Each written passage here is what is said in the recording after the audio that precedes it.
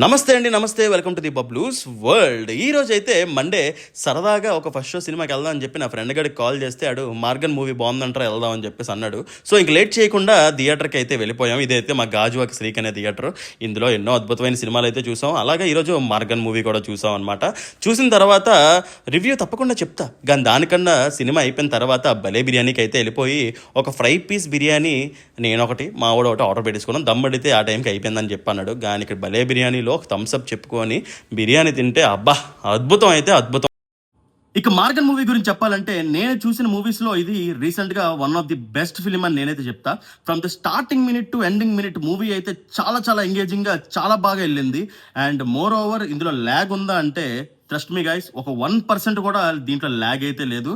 చాలా చాలా బాగుంది. అన్వాంటెడ్ సీన్స్ కానీ అన్వాంటెడ్ సాంగ్స్ కానీ ఇవేవీ లేవు. అసలు కంప్లీట్గా మూవీ ఫస్ట్ మినిట్ నుంచి లాస్ట్ మినిట్ వరకు అసలు ఏం జరుగుతుంది, ఏమవుతుంది, అసలు విలన్ ఎవడు, మీరు సింగిల్గా కానీ మీ ఫ్యామిలీతో కానీ తప్పకుండా ఈ మూవీ చూడొచ్చు.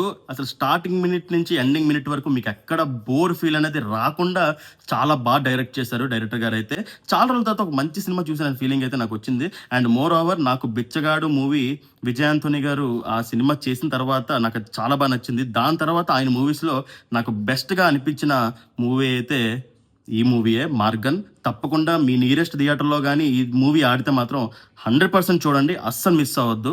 ఓటీటీలో కూడా చూడొచ్చు, బట్ ఇలాంటి మూవీస్ థియేటర్లో చూస్తే ఆ సౌండ్ ఫీల్కి ఆ బీజిఎమ్స్కి మనం చాలా చాలా ఎంజాయ్ చేస్తాము. సినిమాటోగ్రఫీ ఇవన్నీ కూడా చాలా చాలా బాగున్నాయి.